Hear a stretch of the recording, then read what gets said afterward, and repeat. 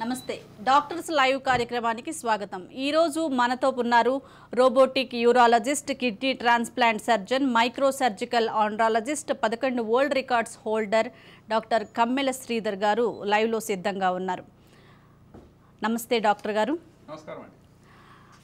Doctor గారు, ఈరోజు doctors day జరుపుకుంటున్నాం కదా. ఈరోజు అసలు ఈ డాక్టర్స్ డే అనేది ఎందుకు జరుపుకుంటారు? అసలు జూలై 1 యొక్క ప్రాధాన్యత ఏంటి?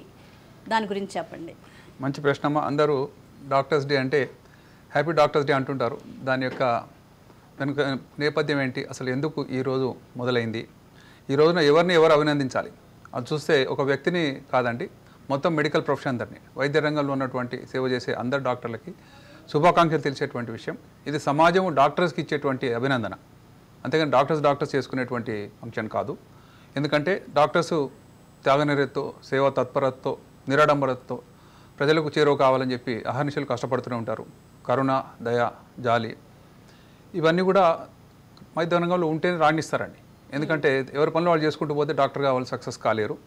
వారికంటూ ఏ సమయం లేకుండా నిద్రాహారాలు మాని, కుటుంబం కానీ మిగతా విషయాలను అన్నీ కూడా పట్టించుకోకుండా అలా కష్టపడితేనే డాక్టర్ వైద్య రంగంలో పేరు పొందే అవకాశం ఉంది. అలాంటి అవిరళ కృషికి ఇచ్చేటువంటి ఒక కృతజ్ఞతా భావంతో విష్ చేస్తారు. అంటే ఇతరులు డాక్టర్లు కానటువంటి వాళ్ళు డాక్టర్స్ని విష్ చేసేటువంటి రోజే ఈరోజు. అంటే హ్యాపీ డాక్టర్స్ డే. అంటే డాక్టర్ గారు మీరు ఇంతకాలం మాకు సేవ చేశారు, మీరు సంతోషంగా ఉండాలి, మీరు ఆరోగ్యంగా ఉండాలి, మీరు ఎక్కువ కాలం జీవించాలి, తద్వారా సమాజానికి మరింత గొప్ప సేవలు అందించాలి. అదే ఈ డాక్టర్స్ డే యొక్క సారాంశం. కాబట్టి డాక్టర్స్ డేలో ఏముంది చూద్దాం. ఫస్ట్ జూలైనే ఎందుకంటారు, మరి ఆ రోజు ప్రత్యేకత ఏంటి? ఇది మన దేశంలో చేస్తున్నారా లేక ప్రపంచవ్యాప్తంగా చేస్తున్నారా అంటే అన్ని దేశాల్లో కూడా డాక్టర్స్ డే చేస్తారండి. ఎందుకంటే డాక్టర్స్ లేనిదే సమాజం మనుగడ ఉండదు. ఏ జబ్బు వచ్చినా సరే చికిత్స లేకపోతే చనిపోయే ప్రమాదం ఉంటుంది. ఏ చిన్న జబ్బు, మలేరియా వచ్చింది, దానికి చికిత్స చేయకపోతే చనిపోతారండి. కానీ దాన్ని చికిత్స చేసి పూర్తిగా క్యూర్ అయిపోతారు. కాబట్టి జబ్బుని ఫస్ట్ నిర్ధారించడం, దాన్ని సరైన చికిత్స చేయటం, మామూలు మనిషిని చేయటం. అందుకోసము ఎటువంటి పని వేళలు అనేది ఎక్కడ ఉండదు. విజిటింగ్ అవర్సు లేదా ఈ టైంలో డాక్టర్ దొరకనే ఉండదు. ఎమర్జెన్సీగా ఉంటూనే ఉంటారు. సీనియర్ డాక్టర్స్ కొంతమంది ఉన్నా కానీ వారు ఆన్ కాల్ ఉంటారు. కానీ అందరూ కూడా రౌండ్ ద క్లాక్ డ్యూటీ. మేము ఎంబీబీఎస్లో జాయిన్ అయినప్పుడు చెప్పారండి, మీకంటూ సొంత టైం లేకుండా రోజంతా కష్టపడి పనిచేస్తాం అనుకుంటేనే రండి, లేకపోతే చాలా చిన్న ఉన్నాయి ఇతర ఇంజనీర్స్ కానీ వాళ్ళకు టైమింగ్ ఉంటుంది, ఒక ఆఫీస్ ఉంటుంది, తర్వాత లాకేసుకుని వెళ్ళిపోవచ్చు. అలా వెళ్ళలేనటువంటి ప్రొఫెషనే వైద్య రంగం. అన్ని దేశాల్లో డాక్టర్స్కి అత్యంత ఎక్కువ గౌరవం ఉందండి. అన్ని వృత్తుల్లోకి వైద్య వృత్తి అత్యుత్తమైనది. అంటే మిగతా వాళ్ళు నేను కించపరచట్లేదు, కానీ ఎవరైనా సరే, ఒక రాజకీయ నాయకుడు కానీ, ఒక ఇంజనీర్ కానీ, ఒక లాయర్ కానీ, ఒక జడ్జి గారు కానీ కష్టం వచ్చినప్పుడు చివరికి చేతులెత్తి మొక్కేది డాక్టర్కే. ఎందుకంటే తన కష్టాన్ని అర్థం చేసుకొని తనకు మళ్ళీ నార్మల్ జీవితం ప్రసాదిస్తారని చెప్పి. కాబట్టి అంతటి గొప్ప గౌరవం కలిగినటువంటి వైద్య వృత్తిలో మీరున్నారు, మీరు సేవ చేస్తున్నారు, మమ్మల్ని చేరదీశారు, మమ్మల్ని సానుభూతితో చూశారు, మాకు చికిత్స చేశారు. కాబట్టి మీ అందరికీ మా యొక్క కృతజ్ఞతలు కానీ, అభినందనలు కానీ, లేక గౌరవాన్ని చాటి చెప్పుకునేటువంటి ఒక తరుణంగా భావించవచ్చు. ఇండోనేషియాలో డాక్టర్ గారు, అట్లాగే కరోనా లాంటి విపత్కరమైనటువంటి పరిస్థితుల్లో కూడా డాక్టర్లు తమ ప్రాణాలకు కూడా లెక్క చేయకుండా ఎన్నో సేవలు ప్రజలకు అందించారు. అసలు ఇవన్నీ మనం ఎలా చూడాలంటారు? అలాగే సమాజానికి డాక్టర్ బీసీ రాయ్ గారి సహకారం ఎలా ఉంటుందంటారు? చాలా మంచి ప్రశ్న అమ్మ. ఎందుకంటే డాక్టర్స్ అంటే అనేక రంగాలు ఉన్నాయి. ఉదాహరణకు నేను కిడ్నీ స్పెషలిస్ట్ని, కిడ్నీ ట్రాన్స్ప్లాంట్ చేస్తుంటా, రోబోటిక్ సర్జరీ చేస్తుంటాను. అలా అనేక ఇతర రంగాలు ఉన్నాయండి. గ్యాస్ట్రోఎంట్రాలజీ ఉంది, లేకపోతే బ్రెయిన్ సర్జరీ, న్యూరో సర్జరీ ఉంది, హార్ట్ సర్జరీ ఉంది. ఎవరు ఏ రంగంలో ఉన్నప్పటికీ, ఏ స్పెషలైజేషన్ అయినప్పటికీ కూడా వారి పరమార్థం ఏంటి అంటే మానవాళి యొక్క మనుగడని కొనసాగించడం, వాళ్ళ కష్టాన్ని దూరం చేయటం, తద్వారా వాళ్ళు సంతృప్తి చెందడం. మేము వైద్య రంగంలో ఉన్నామంటే ఇతరుల కష్టాన్ని తీర్చితేనే మేము ఉండగలిగాం. అంతేగాని మేము హ్యాపీగా ఉండి వాళ్ళు ఎవరు కష్టపడుతుంటే పట్టించుకోకపోతే వాళ్ళు ఈ రంగానికి అనర్హులు. కాబట్టి ఈ డాక్టర్స్ డే ప్రతి దేశంలో జరుపుకుంటారండి. అమెరికాలో వేరే రోజు ఉంది, ఎందుకంటే ఆయా దేశాల్లో పేరు పొందినటువంటి వైద్య నిపుణుల పేరు మీద వాళ్ళు పెట్టుకుంటారు. అయితే మీరు ఇంతకుముందు అడిగారు డాక్టర్ బీసీ రాయ్, ఆయన పేరు మీద మన దేశం లోపల డాక్టర్స్ డే సెలబ్రేట్ చేసుకుంటాం. డాక్టర్ బిధాన్ చందర్ రాయ్ ఆయన ఎవరు, ఆయనకి ఎందుకు మరి ఇంతటి గౌరవం లభించి చూద్దాం. డాక్టర్స్ డే అంటే జనరల్గా చాలామందికి తెలియదండి. మా డాక్టర్స్ కూడా మేము ఎంబీబీఎస్ అయినప్పుడు మాకు తెలియదు ఎందుకు ఈ డాక్టర్ బీసీ రాయ్ ఎవరో ఏంటో. మరి పెద్ద ఆయన చనిపోయారు, దాని గురించి వివరించే వాళ్ళు కూడా పెద్దగా ఉంటారండి. ఎందుకంటే అంత గొప్పగా ఆయన స్టడీ చేయడం అనేది అవసరం లేనటువంటి సిలబస్. వాళ్ళ సబ్జెక్ట్లో బిజీగా ఉంటున్నారు తప్పితే. ఈయన డాక్టర్ బిధాన్ చందర్ రాయ్, ఈయన 1988లో పుట్టారు. 1888లో 80 సంవత్సరాలు జీవించారండి. జీవించి 1 జూలైని పుట్టారు. అదే రోజు కూడా స్వర్గస్థులు అయ్యారు. అందువల్ల birth and death anniversary same. ఈయన ఎక్కడ పుట్టారు? బీహార్లో పుట్టారు. పుట్టిన తర్వాత ఆయన మ్యాథమెటిక్స్లో మెట్రికులేషన్ చేశారండి. ఇప్పుడైతే చూస్తే బైపీసీ వేరు, ఎంపీసీ వేరు. అప్పుడు ఇంటర్మీడియట్ చేస్తే మీరు రిటర్న్ వెళ్ళొచ్చు, మెడికల్ ప్రొఫెషన్కి వెళ్ళొచ్చు, లేకపోతే ఇంజనీర్ కూడా కావచ్చు. మ్యాథ్స్ లోపల అత్యుత్తమైనటువంటి మార్కులు సంపాదించిన ఆయన మెడికల్ కాలేజ్ జాయిన్ అయ్యారు, కాలికట మెడికల్ కాలేజ్లో. ఈయన వెస్ట్ బెంగాల్లో స్థిరపడ్డారండి. ఆ క్రమంలో ఆయన అత్యంత గొప్ప మార్క్స్ సంపాదించడం మొదలుపెట్టారు. టాప్ ర్యాంకర్గా ఉన్నారు. ఎంబీబీఎస్ అయిపోయేటప్పటికీ చాలా ఇంటలెక్చువల్ పేరు పొందారు. పేరు పొందిన తర్వాత ఆయన ఫర్దర్ ఎడ్యుకేషన్ అనేది అప్పట్లో అంటే బ్రిటిష్ సమయంలో అండి, స్వాతంత్రం రాని సమయం లోపల ఆయన చదువుకున్నది. ఇండియాలో పెద్దగా పోస్ట్ గ్రాడ్యుయేషన్ లేదు. నేను వేరే దేశాలకు వెళ్ళినా ఆయన తృష్ణ ఉండేది. ఈ క్రమంలో ఆయన తన తోటి డాక్టర్, సీనియర్ డాక్టర్ యొక్క సర్కార్ గారు, ఆయన సౌమిత్ర సర్కార్, ఆయన బిడ్డని ప్రేమించారు. వాళ్ళిద్దరు ప్రేమించుకున్న తర్వాత పెళ్లి చేసుకుంటా అని అడిగారండి ఆయన్ని. అయితే ఆయన మాట్లాడింది ఏంటంటే, నువ్వు పెద్దగా పేరు పొందలేదు, నువ్వు కేవలం ఎంబీబీఎస్ డాక్టర్వే, నీకు నా బిడ్డని ఇవ్వడం నాకు ఇష్టం లేదు. నేను ఇంతకంటే పేరు పొందిన వాళ్ళని, నిష్ణాతులకి, ఎక్స్పర్ట్స్కి నేను ఇవ్వదలుచుకున్నాను. నీకు అర్హత లేదు, నువ్వు నిజంగా అది అర్హత సంపాదిస్తే చూద్దాం అని చాలా బ్లంట్గా రిజెక్ట్ చేశాడు. దాంతో ఆయన ఖిన్నుడయ్యాడు. అవమానం భరించలేక ఎలాగైనా సరే నేను పేరు పొందాలి, ఎలాగైనా సరే నేను గొప్ప క్వాలిఫికేషన్ చేయాలి, ప్రజల్లో పేరు పొందాలి, అది లేకనే కదా నాకు ఈరోజు ఈ కష్టం వచ్చింది అనుకున్నాడు. ఆ తర్వాత ఆయన లండన్కి వెళ్ళడానికి ప్రయత్నం చేశారండి. సెయింట్ బార్తలోమెవ్ హాస్పిటల్ అని ఉంది. అందులో ఈయన ఎంత గొప్ప మార్క్స్ పంపించినా సరే ఏషియన్స్, మనం నల్లవాళ్ళం అండి, ఇంగ్లీష్ వాళ్ళు తెల్లవాళ్ళు. సో ఇండియన్స్ కానీ లేక ఇండోనేషియన్స్ కానీ లేక మిగతా రేసెస్ వాళ్ళకి పెద్దగా ప్రిఫరెన్స్ ఉండదు. 30th టైం ఆయనకి అడ్మిషన్ దొరికిందండి. దొరికిన తర్వాత ఆయన ఫిజిషియన్గా అంటే మెడికల్ ఎక్స్పర్ట్గా ఆయనకి సీట్ దొరికింది. అది చేశారు. అది చాలా అన్నట్టు మళ్ళీ సర్జన్గా కూడా, fellow of royal college of surgeons. ఒక వ్యక్తి ఇప్పుడు కేవలం ఫిజిషియన్ కావచ్చు లేక సర్జన్ కావచ్చు అండి. నేను సర్జన్ని, నేను సూపర్ స్పెషలిస్ట్ సర్జన్ని, కానీ నేను ఫిజిషియన్ కాదండి. నాకు కౌంటర్ పార్ట్ ఫిజిషియన్స్ వేరే ఉంటారు, నెఫ్రాలజిస్ట్ అని. కానీ రెండు కలిపి చేసినటువంటి గొప్ప మేధావంతుడు ఆయన. ఆయన చదివిన తర్వాత తిరిగి వచ్చారండి. తిరిగి వచ్చి భారతదేశంలో నేను సేవ చేయాలి అని కలకత్తా మెడికల్ కాలేజ్ ప్రొఫెసర్గా జాయిన్ అయ్యారు. ఆ క్రమంలో డాక్టర్ సౌమిత్ర సర్కార్ ఎవరైతే ఆయన సీనియర్ ఉన్నారో, ఆయనకు 5 మంది బిడ్డలు, అందులో కళ్యాణి అనే అమ్మాయి నేను ఇష్టపడ్డారు. ఆమె కోసం మళ్ళీ వెళ్ళారండి. ఏమైంది, నేను ఇప్పటికైనా నేను డిగ్రీస్ పొందాను, ఇప్పుడు నేను ప్రొఫెసర్గా పనిచేసుకుంటున్నాను, మరి నాకు ఇస్తారా అని అంటే ఆయన కళ్ళనీళ్ళు పెట్టుకుని చెప్పింది ఏంటంటే, మీరు లండన్కి వెళ్ళిపోయిన తర్వాత, మీరు అమ్మాయితో ఒక మాట కూడా చెప్పకుండా వెళ్ళిపోయిన తర్వాత ఆమె చాలా డిప్రెషన్ గురైంది. నేను 2-3 పెళ్లి చేయడానికి ట్రై చేశాను, కానీ ఆమె అంగీకరించలేదు. ఆ తర్వాత ఆమె ఆత్మహత్య చేసుకుని చనిపోయింది. ఆ షాకింగ్ న్యూస్ ఉంటే ఆయన ఒక్కసారిగా కుప్పగొలిపాడండి. అరే అలా జరిగితే ఇక నేను జన్మలో పెళ్లి చేసుకోను, నా జీవితం అంతా కూడా వైద్య రంగానికి, నా కుటుంబం అనేది ఉంటే దాని మీద ప్రేమ కలుగుతుందేమో, అందువల్ల నా జీవితాన్ని అంకితం చేస్తాను అని ఆ టైంలో భీష్మించుకొని తర్వాత ఆజన్మాంతరం బ్రహ్మచారిగా ఉండిపోయాడు. ఆ తర్వాత అనేక ఉన్నత శిఖరాలను అధిరోహించాడు. అందుకేనేమో ఈరోజు మనం ఆయన పేరు మీద హ్యాపీ డాక్టర్స్ డే చేసుకుంటున్నాం. ఆయన చేసినట్టు గొప్ప కార్యం చూద్దాం. ఆయన ఏం చేసేవాడు అంటే, ఒక నవయువకుడుగా ఉన్నప్పటికీ కూడా ఆయన లోపల కొన్ని స్పెషాలిటీస్ ఉన్నాయండి. అవేంటి అంటే, అప్పుడు జరుగుతున్న స్వాతంత్ర సమరం పట్ల ఆయన ఆకర్షితుడయ్యాడు. ఆ ఆకర్షణ ఎంతవరకు వెళ్ళింది అంటే, గాంధీయన్ పాలసీస్ని ఆయన ఎంతో ఇష్టపడ్డాడండి. ఆ ఇష్టపడిన వాటిల్లో మీరు గమనించి చూడండి, బీసీ రాయ్ అంటే తెలియని వాళ్ళు వెస్ట్ బెంగాల్లో ఉండరు, ఎందుకంటే ఆయన వాస్తవుడు అక్కడి నుంచి కాబట్టి, లేక ఆయన అక్కడ స్థిరపడ్డాడు కాబట్టి. మనం జనరల్గా పొలిటీషియన్స్కి స్టాచ్యూలు చూస్తామండి. మనం ఎవరి విగ్రహాలు చూస్తున్నాం రోడ్డు మీద? రాజకీయ నాయకులు.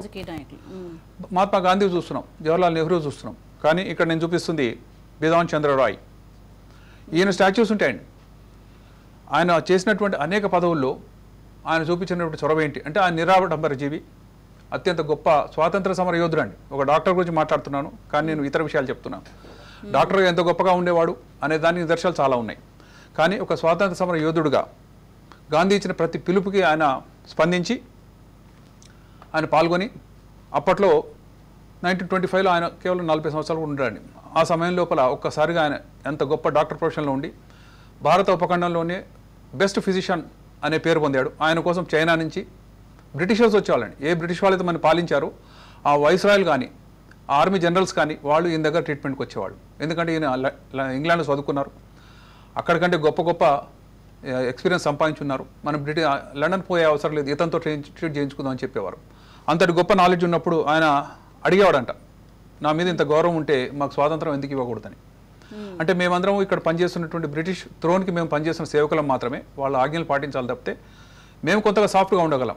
ఆ రూల్స్ కొద్దిగా రిలాక్స్ చేయగలం. తప్పితే బ్రిటిష్ ఎంపైర్ అనేది ఆక్రమించుకుని ఉంది, దానికి మేమేం చేయలేము డాక్టర్ గారు అని చెప్పేవారట. మీ పోరాటం మీరు చేయండి, మీరు చేస్తున్నటువంటి గొప్ప పోరాటం అహింసాయుతంగా, సత్యాగ్రహము, ధర్మము, వీటిలో ఇవి ఉన్నాయి కాబట్టి మీరు ఏదో ఒక రోజు నిజంగా విజయం సాధిస్తారని వాళ్ళే ఈయనకి చెప్పేవాళ్ళట. ఇది చూపిస్తున్నాడు. ఇది ఆయన యొక్క ఇల్లు అండి. ఆయన ఉన్నప్పుడు ఆయన చిన్నగా కట్టుకున్నాడు. దాన్ని ఉన్నతకాలం ఆయన హాస్పిటల్గా నడిపించారు. నడిపించిన తర్వాత చనిపోయిన తర్వాత ఇప్పటికి కూడా అది doctor BC Roy memorial hospital and research సెంటర్గా అది సేవలు అందిస్తూనే ఉంది. పేదవారికి ఎవరికైనా సరే ఫ్రీ వైద్యం అండి. అక్కడ ఎక్కడ కూడా ఒక రూపాయి కూడా సంపాదించేది లేదు. ఆయన ఏ ఉద్యోగం చేసినా సరే తన కనీస అవసరాలు, ఉదాహరణకు 10,000 వస్తే 1,000 రూపాయలు సరిపోయింది అనుకోండి, మిగతా 9,000 ఆయన హాస్పిటల్కి ఇచ్చేసేవాడు. పేదలకి అవసరమైనటువంటి పరికరాలు కానీ మందులు కానీ. ఆయన యొక్క పోర్ట్రేట్స్ ఎక్కడున్నాయి అంటే ఆయన చదివినటువంటి హాస్పిటల్స్లో లండన్లో ఇదండి ఆయన ఫోటో. అత్యంత గొప్ప విద్యార్థి, 200 సంవత్సరాల్లో మాకు వచ్చిన విద్యార్థులందరిలో ఎవరు గొప్ప అని చూసినప్పుడు ఇతను అత్యంత గొప్ప మెడికల్ స్టూడెంట్గా పేరు పొందాడు. అందుకే ఆయన అక్కడ ఉన్నాడండి. డాక్టర్స్ అంటే అసలు సరిగా అర్థం కాని రాతలు రాస్తారని పేరండి. జనరల్గా వారి ప్రిస్క్రిప్షన్ ఎవరికి అర్థమైందంటే వాళ్ళకు కూడా అర్థం కాకపోవచ్చు, మెడికల్ షాప్కి అసలు అర్థం కాదు, 4 సార్లు తిరగాలి, వాళ్ళు మాట్లాడుకునేదో మనకు ఒకటి ట్యాబ్లెట్ ఇస్తారు తప్పితే అర్థం కాదు. ఇక్కడ చూడండి ఆయన హ్యాండ్ రైటింగ్ చూపిస్తున్నాను. బిధాన్ చంద్ర రాయ్ మీకు క్లియర్గా కనబడుతుంది, ఎక్కడ కూడా డౌట్ లేదు. ఆయన ఏ పొజిషన్ ఉన్నా సరే క్లియర్గా లెజిబుల్గా రాయడం అనేది ఆయన గొప్ప అలవాటు. అలాగే ఆయన థాట్స్ కూడా, ఆలోచనలు కూడా అంత గొప్పగా ఉండేవి. కాబట్టి ఈయన ఇచ్చినటువంటి ఏ చికిత్స, ఇది చూడండి ఇంకొకటి ఆయన స్టాచ్యూ. ఆయన వెనుక ఉన్నది ఆయన ఇల్లు అండి. ఆయన ఇల్లు హాస్పిటల్ వెనుక ఈ స్టాచ్యూ ఉంది. ఈ స్వాతంత్ర సమరం జరిగే సందర్భంలో మహాత్మా గాంధీకి చాలా క్లోజ్ అయ్యారండి ఈయన. జవహర్లాల్ నెహ్రూ గారు కానీ లేక సర్దార్ పటేల్ గారు కానీ చాలా ఇష్టపడేవారు. ఎందుకంటే నాలెడ్జ్ కానీ, నిరాడంబరత్వం, నిస్వార్థ జీవి, సేవా తత్పరత, ఆ అవిరళ కృషి, త్యాగనిరతి చూస్తుంటే ముచ్చటేస్తుందండి. భారతదేశంలో ఇంత గొప్ప డాక్టర్ ఉండి విదేశాల పేరు పొంది రూపాయి తీసుకోకుండా పనిచేస్తున్నాడని చెప్పి. ఆ క్రమంలో 1933లో మహాత్మా గాంధీ గారు ఒక నిరాహార దీక్ష చేశారు. 21 రోజులు చేసి ప్రాణ అపాయంలో పడిపోయిందండి. ఇక చనిపోతాడు అన్న క్రమంలో ఈయన ఎంతో ప్రాధాయపడ్డారండి. మీరు తప్పకుండా చికిత్స తీసుకోవాలి గాంధీ గారు, లేకపోతే ప్రమాదం.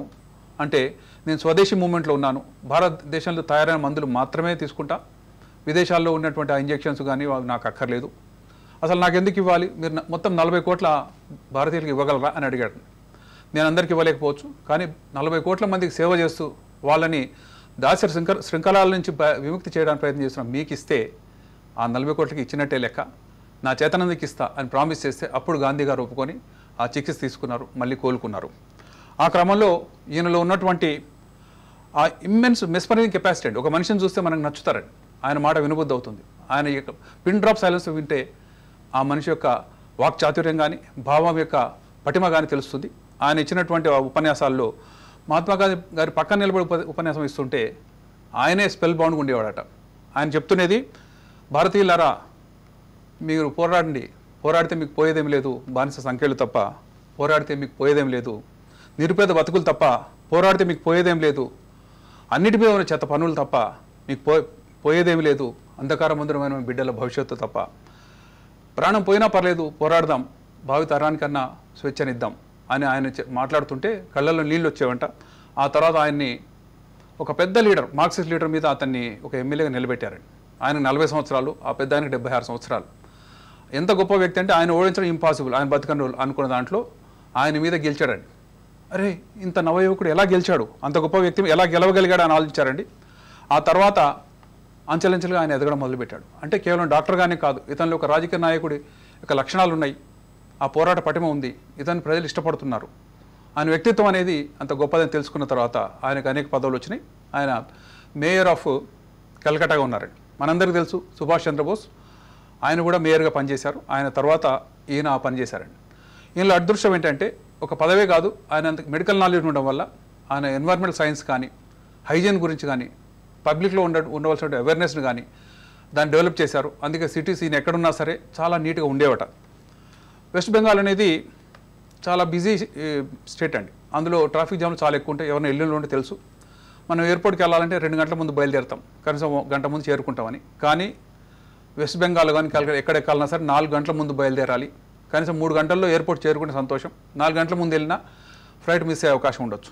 అంతటి ట్రాఫిక్ జామ్లు అవన్నీ ఉంటే అని షాక్ తిన్నాడండి. ఇదేంటి ఇంత షాక్, ఇట్లా ఉంటే ఎలా, మరి మన దేశం మన రాష్ట్రం ఎలా ఉంటుంది. కాబట్టి భూమిని సంపాదించాలి. భూమిని ఎట్లా సంపాదిస్తారండి? ఏ రాష్ట్రమైన హద్దులు ఉంటాయి, పొరుగు వాళ్ళు ఉంటారు, ఎవరు ఒక ఎకరం పొలం ఇవ్వరు ఫ్రీగా.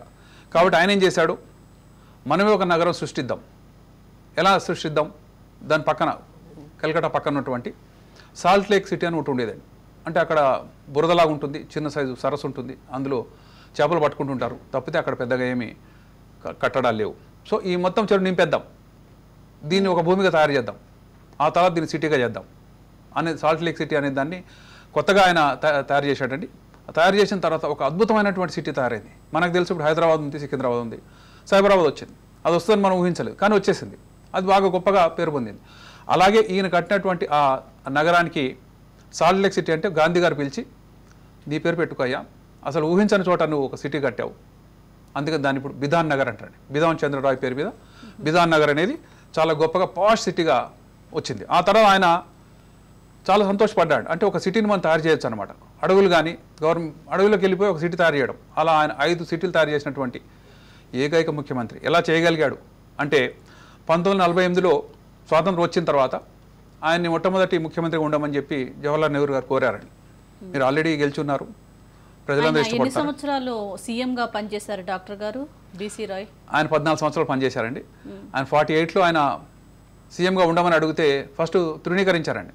నాకు వద్దు ఇది, నేను డాక్టర్గా చాలా సంతోషంగా ఉన్నాను, నేను కూడా నాకు ఏదైనా పదవి ఇస్తాను నేనేమంటా అండి, నేను డాక్టర్గా చాలా పేరు పొందాను, నా రంగంలో నేను పినాకిల్ మీద ఉన్నాను, ఉన్నత స్థాయిలో శిఖరాలను ఎగబాకాను, దీన్ని అందరూ కూడా సేవ చేస్తున్నాం, అందులో మేము చాలా చక్కగా నిరాడంబరంగా సేవ చేయగలుగుతున్నాం, మళ్ళీ దీన్ని మారి ఇంకో చోట ఎందుకు అనే ఫీలింగ్తో ఆయన అలా అన్నాడండి.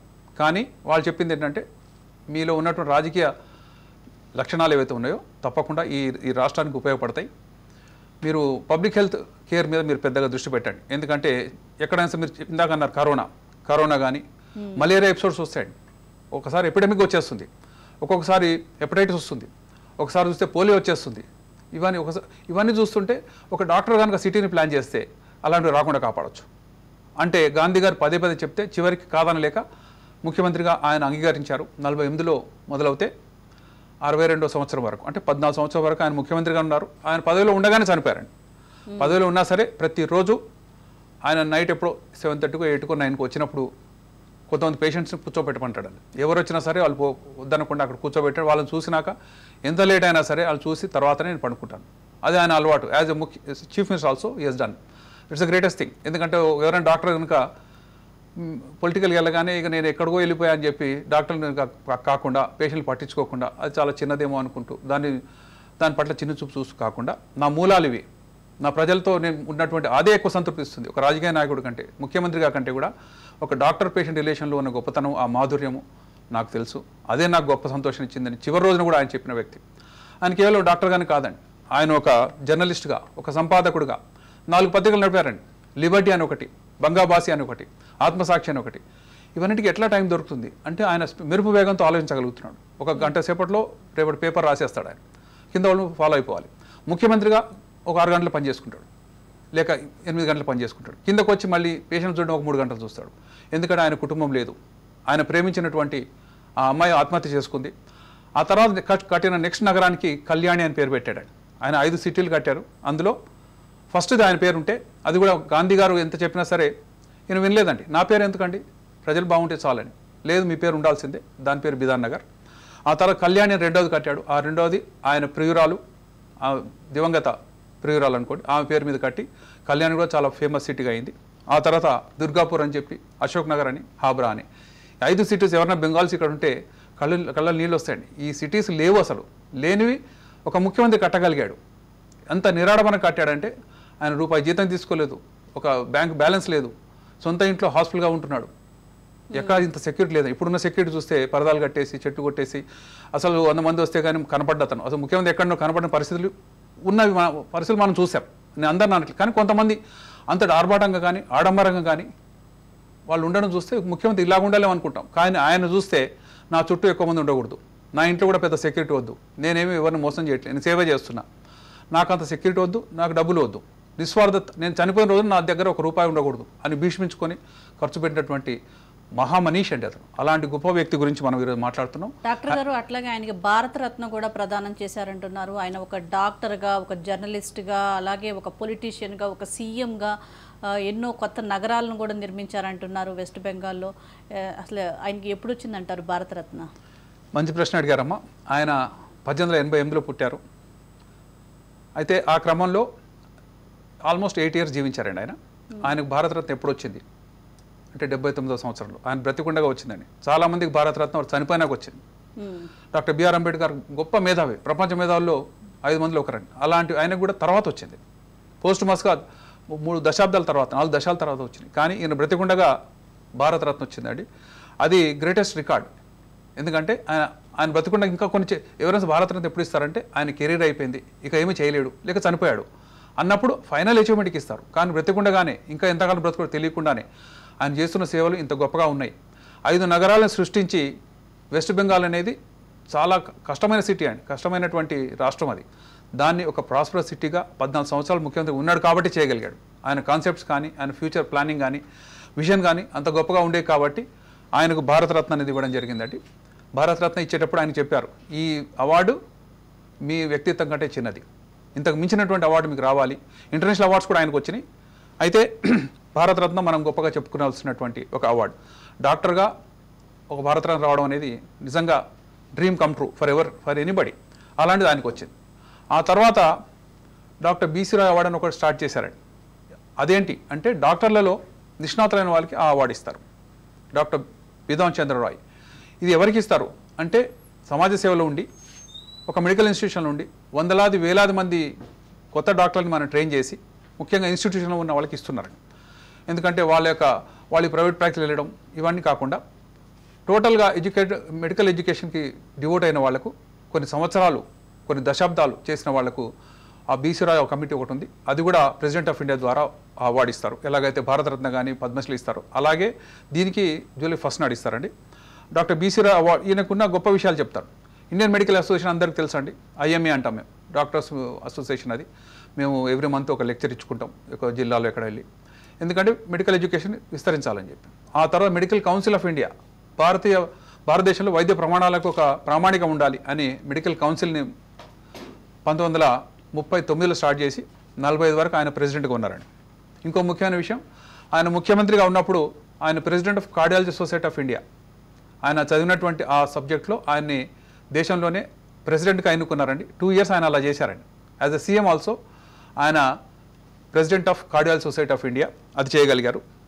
ఆ తర్వాత ఆయన ఎవరైనా చూసినట్లయితే అత్యంత నిరాడంబరుడు. మహాత్మా గాంధీని చూస్తే మనకు చాలా గొప్ప ఫీలింగ్ వస్తుందండి. ఆయన షర్ట్ వేసుకోరు, ఓన్లీ ధోతి కట్టుకుంటారు. ఆయన పొట్ట లోపలికి ఉంటుంది. ఎందుకు ఇలా ఉంటుంది ఈయన అడిగారండి, మీరు ఎందుకు ఇంత బక్కగా లోపలికి కుంగిపోయినట్టు ఉన్నారు, మిమ్మల్ని హాఫ్ నేకెడ్ ఫకీర్ అంటున్నారు, అంటే అర్ధనగ్నంగా ఉండేటువంటి ఒక ఫకీరు బిచ్చగాడిలాగా చూస్తున్నారు అంటే ఆయన నవ్వి చెప్పాడండి, 40 కోట్ల మంది భారతీయులకు కడుపు నిండా అన్నం ఉందా, పొట్ట ముందుకు వచ్చేంత తినగలుగుతున్నారా, లేదు. కాబట్టి నేను ఆకలితోనే ఉంటున్నా, అందరికీ కప్పుకునే బట్టలు లేవు, కాబట్టి నేను కేవలం ఒక ధోతి లాంటిది కట్టుకుంటున్నా, అంతకు మించిన షర్ట్ వేసుకునే టైం వస్తే, అందరికీ షర్ట్లు వస్తే అప్పుడు నేనే వేసుకుంటా అన్నారండి. ఆ మాటను విని ఆయన ఆ రోజు నుంచి ₹1 కూడా దాచుకోవడం మానేశాడండి. ఇంత గొప్ప వ్యక్తికి కింద నేను పనిచేస్తున్నాను, గాంధీయన్ పాలసీస్ నేను ఫాలో అవుతున్నాను. ఈయన భారతదేశంలో జరిగిన స్వాతంత్ర సమరానికి జలియన్ వాలాబాగ్ అందరికి తెలియాలండి. జలియన్ వాలాబాగ్ 1919లో జరిగింది. అప్పుడు సైమన్ కమిషన్ వచ్చి అన్నిటి మీద పనులు వేసేసింది, డబల్ చేసిందండి. ప్రజలు బతకలేకపోయారు. దాన్ని నిరసన వ్యక్తం చేస్తున్నటువంటి ఒక పార్క్ అది పంజాబ్లో ఉంటుంది, జలియన్ వాలాబాగ్. అందులో 2000 మంది లోపలికి వెళ్ళారండి. చిన్న ఒక డోర్ ఉంటుంది, ఒక గేట్ ఉంటుంది, ఎత్తైన ప్రాకారాలు ఉంటాయి. దానిలో సడన్గా జనరల్ డయర్ వచ్చి వరుస కొన్ని వందలాది మంది సైనికులు పెట్టి కాల్పులు జరిపాడు. ఆ 2000 మంది అక్కడికక్కడ కుప్పగూలిపోయారు, తప్పించుకోలేకపోయారు. రెండో గేట్ లేదు, పెద్దలు చిన్నలు అందరూ చనిపోయారండి. అది అట్టుడికిపోయిన దేశం అంతా.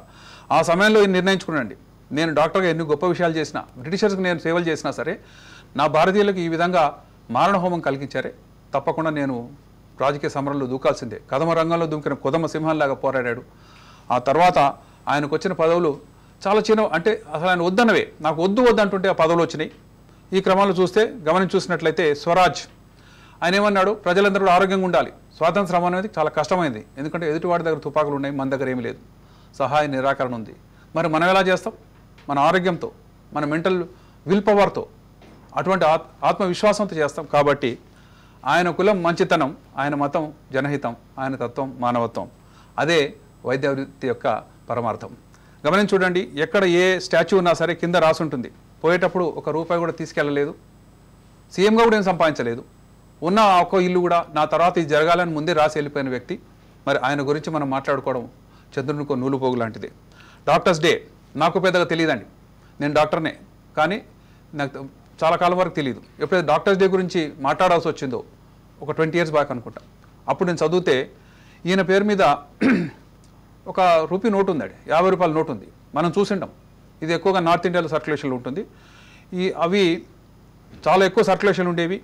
దాని మీద రాసి ఉంటుందండి, ఈయన భారతరత్న, ఈయన గ్రేటెస్ట్ ఫిజిషియన్ ఆఫ్ ఇండియా, స్వాతంత్ర సమర యోధుడు, 5 సిటీలు కట్టిన మహనీయుడు, మహాత్మా గాంధీకి ముఖ్య అనుచరుడు, ఎంతమంది చెప్పిన పదవులు తీసుకున్నటువంటి త్యాగశీలుడు. అలాంటి వ్యక్తికి ఈ రోజున ఎన్ని గొప్ప సన్మానాలు జరుగుతున్నాయో మీకు తెలియదు. అంటే వెస్ట్ బెంగాల్ వాళ్ళు ఎక్కువ ఇష్టపడతారు, డాక్టర్స్ ఎక్కువ మంది ఇష్టపడుతుండొచ్చు, కానీ వేరే వాళ్ళు పెద్దగా తెలియదు. ఎందుకంటే ఆయన చనిపోయి కూడా ఆల్మోస్ట్ 62 సంవత్సరాలు అయిందండి. ఈ క్రమంలో ఒక డాక్టర్గా ఏం చేయాలి అనే దానికి నిర్వచనాలు చెప్పాడండి. ఎప్పుడైనా సరే నీ సుఖం గురించి నువ్వు ఆలోచిస్తే నువ్వు డాక్టర్ కాలేవు, నీ సంపాదన గురించి మాత్రం నువ్వు ఆలోచిస్తే నువ్వు డాక్టర్ కాలేవు, ప్రజల కష్టాన్ని నువ్వు సొంతగా ఫీల్ అయితే తప్ప నువ్వు సరిగా స్పందించలేవు, నీ నాలెడ్జ్ అంతా కూడా ఎల్లప్పుడూ యాక్టివ్గా ఉంచుకుంటూ అప్డేట్ చేస్తే తప్ప నువ్వు గొప్పగా రాణించలేవు.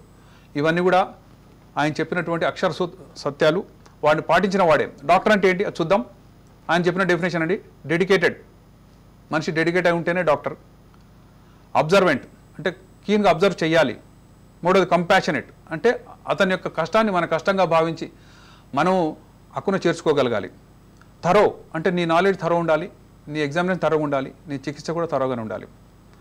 ఆర్గనైజ్డ్గా ఉండాలి, నీ మనసులో ఉన్న ఆలోచనలు కూడా ఆర్గనైజ్డ్గా పెట్టగలగాలి. ఆ తర్వాత రిలయబుల్గా ఉండాలి. ఒక వ్యక్తి వచ్చాడంటే నాకు మంచి జరుగుతుంది నమ్మకం కలిగించాలి. ఈ డాక్టర్గా ఆయన చెప్పిన నిర్వచనం ఈ రోజుల వరకు ఇంతవరకు ఎవ్వరు ప్రపంచంలో అంతకుమించి చెప్పలేకపోయారండి. అంటే ఇన్ని కలగలిస్తే ఒక డాక్టర్, అది లేకపోతే డాక్టర్ కాదేమో. డాక్టర్గా ఉండిండొచ్చు అతని పేరు, కానీ ఈ క్వాలిటీస్ కనుక ఆయన లేకపోతే ఉన్నత శిఖరాలకి ఎగవాకలేడు, ప్రజాబాహుళ్యంలో పేరు సంపాదించుకోలేడు. ఇది ఆయన యొక్క మెమోరియల్ హాస్పిటల్ అండి. ఆ ఇల్లు అది చూస్తుంటే ఇప్పుడు పాడుపడిపోయినట్టు కనబడుతుంది. ఇలాంటి ఇల్లు ఆల్మోస్ట్ చాలామంది దగ్గర ఉంటాయండి. ఒక ముఖ్యమంత్రికి ఇంత చిన్న ఇల్లు ఉందంటే నమ్మలేం. ఆయన ముఖ్యమంత్రిగా ఉన్నప్పుడు కూడా నా ఇంట్లోనే ఉంటాను నేను, ఎందుకంటే పేషెంట్లు అక్కడ ఉంటుంటారు, పేషెంట్ ఉన్న చోటే నేను ఉండాలి, అర్ధరాత్రి లేచి ఎమర్జెన్సీ అటెండ్ కాగలగాలి. నేను పెద్ద రాజ ప్రకారం ఉన్నా అనుకోండి, వాళ్ళు రాలేరు, సెక్యూరిటీ ఆపేస్తుంది. కాబట్టి నా ఇంట్లో నేను ఉంటా, మీ వీలైతే రౌండ్ తిరగండి పోలీసు వాళ్ళు, తప్పితే పేషెంట్లు ఇబ్బంది పెట్టకండి, ఫ్రీగా ఎవరినైనా రానివ్వండి, ఎంత రాత్రి అయినా సరే అటెండ్ అవుతా. అసలు అన్నిటికంటే వైద్య వృత్తిని మించింది లేదు. రాజకీయంగా ఎందుకు వచ్చానంటే స్వాతంత్ర శ్రమ కోసం నేను వచ్చా, నాకు ఈ పదవులు అంటగట్టారు. తప్పితే డాక్టర్గా ఉన్నటువంటి ఆ స్వయం తృప్తి కానీ అటువంటి సాటిస్ఫాక్షన్ కానీ ఇంకా ఏ ప్రొఫెషన్లో లేవన్నాడు. ఇది ఇంకొక యాంగిల్ అండి. ఆయన ఇల్లే, ఆయనకి ప్లేస్ సరిగా దొరకక ఒక సన్నటి ఒక ట్రైన్ బోగిలా కనబడుతుంది మీకు, దాని మీదే కట్టుకున్నాడండి. ఎందుకంటే ఇంకా భూమి కొనాలంటే ఆయన దగ్గర అప్పుడు డబ్బులు లేవు, ఉన్న డబ్బులన్నీ కూడా ప్రజలకే ఇస్తున్నాం కదా, మనం కొనుక్కుని కూడా ఏం చేస్తాం, నేను ఉండేది చిన్న ప్లేస్ అయినా చాలు అనుకున్నాడు. కాబట్టి అందులోనే జీవించాడు, అందులోనే గారు. అలాగే ప్రజలు ఈ రోజు చేయవలసిన కార్యక్రమాలు ఏంటి డాక్టర్స్ డే సందర్భంగా? ఈ రోజున ప్రజలు చేయాల్సిన కార్యక్రమాలు ఏంటంటే డాక్టర్లను అభినందించేటువంటి చిన్న చిన్న కార్యక్రమాలు. కొంతమంది సెమినార్స్ పెడతారు, కొంతమంది వ్యాసరచన పోటీలు పెడతారు, కొంతమంది వక్తృత్వ పోటీలు పెడతారు, కొంతమంది ఫంక్షన్స్, కొంతమంది కేక్స్ ఇవ్వటం, కొంతమంది గిఫ్ట్లు ఇవ్వటం.